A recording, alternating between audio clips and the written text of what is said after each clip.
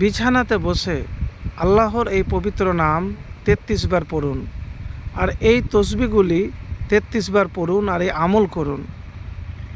যদি আমল দোয়া কবুল হয়, সংসারে ঘরে বিপদ থাকবে না, এমনভাবে টাকা আসবে যা আপনি কল্পনাও করতে পারবেন না। তো রিজিকের অভাব অনটন, কষ্ট পেরেশানি দূর হবে। প্রিয় ভাই, আমি যে আমলের কথা বলবো খুবই সহজ আমল। যখন ঘুমাতে যাবেন, আমি ৩৩ বার বলেছি, আপনি বেশিও পড়তে পারেন বা কমও করতে পারেন, যেটা আপনার ভালো হবে, নিয়মিত পারবেন, আপনি সেটি করবেন। তো কোন আল্লাহর নাম আপনি পড়বেন? ইয়া জাল জালালি ওয়াল ইকরাম, ইয়া জাল জালালি ওয়াল ইকরাম। তো এই ইয়া জাল জালালি ওয়াল ইকরাম আপনি পড়তে মিস করবেন না। প্রিয় ভাই, প্রতিদিন এটি বেশি বেশি পড়বেন, এবং এর পড়ার ব্যাপারে নবীজি সাল্লাল্লাহু আলাইহি সাল্লাম বলেছেন যে তোমরা বেশি বেশি করে ইয়া জাল জালালি ওয়াল ইকরাম পড়ো। এবারে তারপরে আপনি যে তাসবিহ পাঠ করবেন, সুবহান আল্লাহ ৩৩ বার, আলহামদুলিল্লাহ ৩৩ বার, আল্লাহু আকবার ৩৪ বার পাঠ করবেন। প্রিয় ভাই, আমি এতটুকুন বলবো, তাসবিহ বা আল্লাহর পবিত্রতা ঘোষণা করলে ছোট বড় গুনাহ মাফ হয়ে যায়।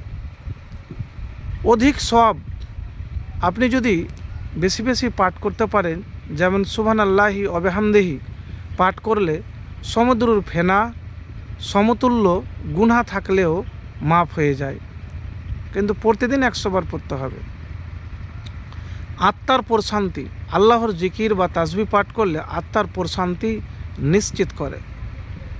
তো প্রিয় ভাই, শয়তান থেকে নিরাপত্তা জন্য লা ইলাহা ইল্লাল্লাহু ওয়াহদাহু লা শারীকা লাহু লাহুল মুলকু ওয়া লাহুল হামদ ওয়া হুয়া আলা কুল্লি শাইইন কাদির, ১০০ বার পাঠ। তো এইরকম অনেক আছে। তো আমি এতটুকুন আপনাকে বলবো যে তাসবিহ যখন আপনি পাঠ করবেন, কিন্তু নিয়মিত করার চেষ্টা করবেন, নিয়মিত করার চেষ্টা করবেন। রাসূলুল্লাহ সাল্লাল্লাহু আলাইহি ওয়াসাল্লাম বলেছেন, এমন দুটো অভ্যাস রয়েছে, যদি কোনো মুসলমান তা আয়ত্ত করতে পারে তবে সে অবশ্যই জান্নাতে যাবে। একটি হলো প্রতি নামাজের পর 10 বার সুবহানাল্লাহ, 10 বার আলহামদুলিল্লাহ, 10 বার আল্লাহু আকবার পাঠ করা। তা মুখে পাঠ করলে 5 ওয়াক্তে মোট 150 বার বলা হয়, আর মিজানের পাল্লায় হবে 1500 বার। তিরমিজি শরীফ 3410 নম্বর হাদিস। তো প্রিয় ভাই, এতটুকুন বলবো যে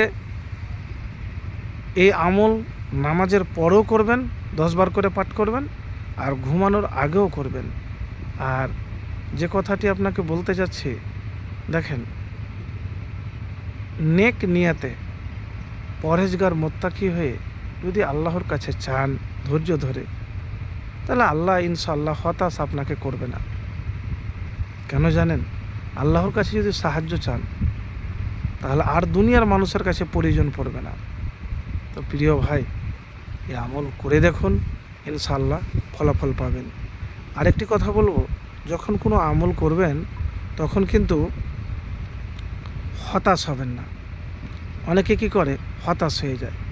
সংসারে খুব বিপদ কষ্টে আছেন, লা ইলাহা ইল্লা আনতা সুবহানাকা ইন্নী কুনতু মিনাজ জালিমিন, কাজ করার সময়তে, উঠতে বসতে, সব সময়তে লা ইলাহা ইল্লা আনতা সুবহানাকা ইন্নী কুনতু মিনাজ জালিমিন পড়ুন, ইনশাআল্লাহ ফলাফল পাবেন।